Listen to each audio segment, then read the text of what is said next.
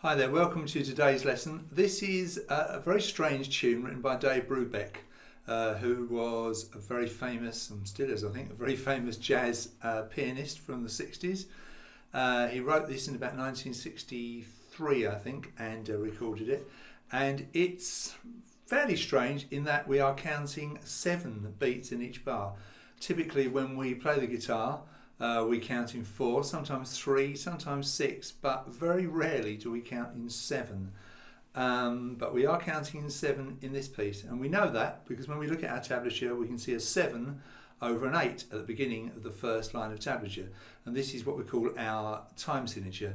The 7 means 7 beats, and the 8 underneath means that they are eighth notes or quavers. So you're counting quite quickly: 1, 2, 3, 4, 5, 6, 7, 1, 2, 3, 4, 5, 6, 7, 1, 2, 3, 4, 5, 6, 7, 1, 2, 3, 4, 5, 6, 7. Very strong on the track are some claps, and you can see that you clap on beat 2, beat 4, beat 6 and beat 7. So if I show you that, so you have 1, 2, 3, 4, 5, 6, 7, 1, 2, 3, 4, 5, 6, 7, 2, 3, 4, 5, 6, 7, 1, 2, 3, 4, 5, 6, 7, 1, 2, 3, 4, 5, 6, 7. So it's pretty strange. The notes you play are fairly simple. It's whether you can sort the timing out is the big test for this piece. Let's have a look at the notes that you play. First of all, you have 2G, 2nd fret the G string, which is the 3rd string, and then you play open G, same string open, and come back to that 2nd fret the G. And you play the 2nd fret the G, the first note you play, on the first beat of the bar, and then the open G is on beat 3, and then the 2nd fret the G is on beat 5. So you have 1, 2, 3, 4, 5, 6, 7, 1, 2, 3, 4, 5, 6, 7. And you see the first 2 bars are the same. Do that again. 1, 2, 3, 4, 5, 6, 7, 1, 2, 3, 4, 5, 6, 7. And then on the 3rd bar it changes. It's the same timing but different notes. Open D, 3rd fret of the A, and then open D again. Okay, 1, 2, 3, 4, 5, 6, 7. And then the next bar you're back into the first riff again. 2nd fret the G, open G, 2nd fret the G. Then that moves over to the D string. So it's 2nd fret the D, open D, 2nd fret the D. And then the 6th bar, the last bar of the verse, you come back to your 2nd fret the G, open G, 2nd fret the G. So if I just play that 6-bar pattern, and I'll count you in with the 7. 1, 2, 3, 4, 5, 6, 7.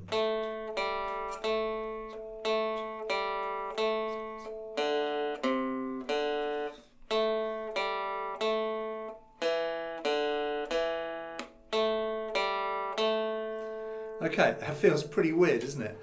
What I often do is I will use my plectrum on the body of the guitar between the strings. If you can see this, I'll play a note and I'll just tap my plectrum down.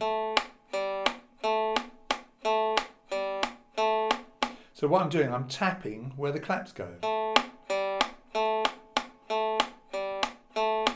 Like that. If you are worried that you're going to scratch your guitar doing that, there is an alternative. You could just use your knuckles, if I can get on that and show you that.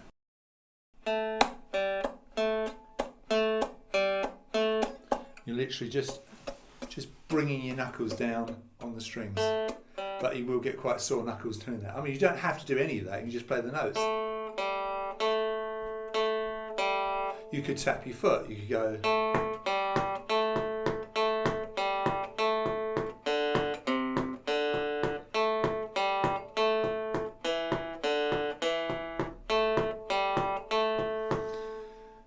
What you're actually playing is the double bass part. On the recording, it's a very, very simple recording. Double bass, a bit of piano, and quite a lot of drums. So if I just play you a little bit of the recording, you'll get the idea of it.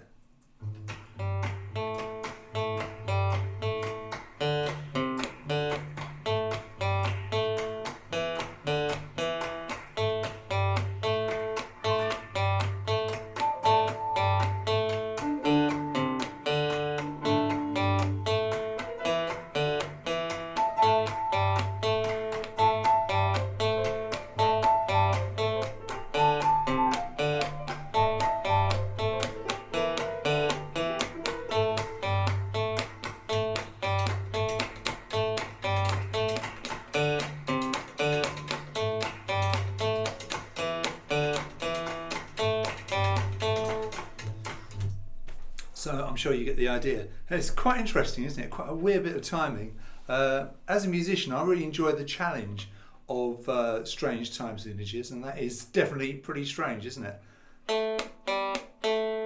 Now, I'm using quite a strange guitar here as well. I'm using my Washburn Rover travel guitar. You can see it's got a very small body on it, but the fingerboard, the neck, is actually proper size.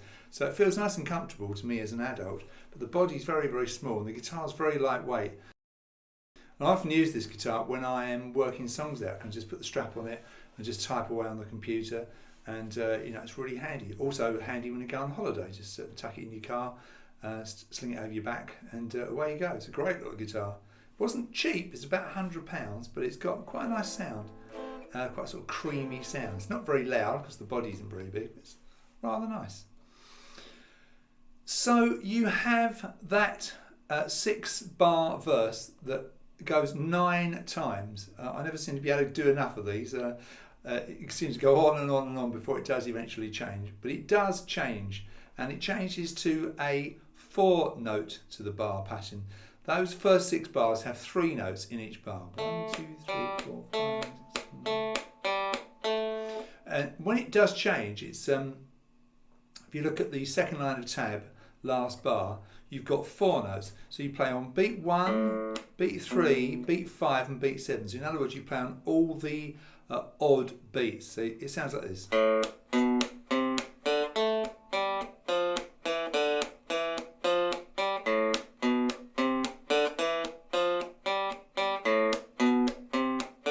And then just go back in. What I actually did with this is I remixed it. It was a bit of a mess on the end. So what I've done is I've chopped the beginning off and I've glued it on the end again, so this way it goes back to that basic pattern at the end. So you've got just one verse of the 4 notes in the bar. And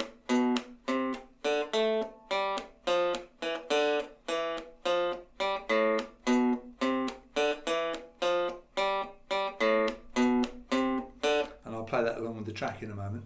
So you've got the end of line 2, it starts, you have open A, 2A, 3A and then open D. So that 4th note comes on beat 7. So you've got 1, 2, 3, 4, 5, 6, 7. So I do the claps with my plectrum, if you like, after beat 1, after beat 3, after beat 5, on beats 2, 4 and 6. So the claps are on the even beats, 1, 2, 3, 4, 5, 6, 7, and on 7 there is a clap there as well, but of course I play the note rather than do the clapping sound of my plectrum. And it's the same timing throughout. Next bar, it runs down 2G, OG, 3D, 2D. Right, 2G, OG, 3D, 2D. And then I have a run up on the D, OD, 2D, 3D, open G. So it's the same as the first bar of this, but just moved over. And then you go over to where you started, open A, 2A, 3A, open D. And then we have 2D, 3D, and 2 open Gs. And then the first bar again, open A, 2A, 3A, open D. So in that pattern, you've got this runs up, runs down, runs up, runs up, runs up, runs up. So it's a little bit harder because there's an extra note. In the first pattern, this took care of 4 bars out of the 6. So you've only got 3 different bars to play. So in that second verse, you've got this, then this, then this. So in the first 3 bars, you have 3 different sequences of notes. Then you return to your first sequence. Then you have yet a 4th sequence. And then you return to your first sequence. So it's almost as straightforward as the first section. So it goes like this.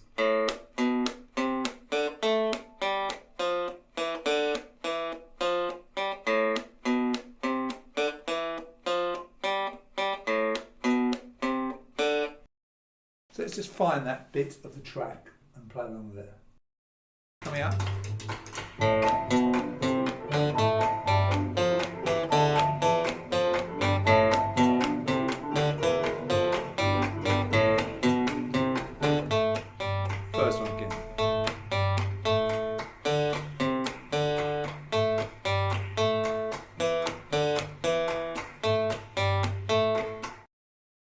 once you've played that second section, that's the section with the 4 notes in each bar, you just repeat the first 6 bars and you end where it says end here, final time.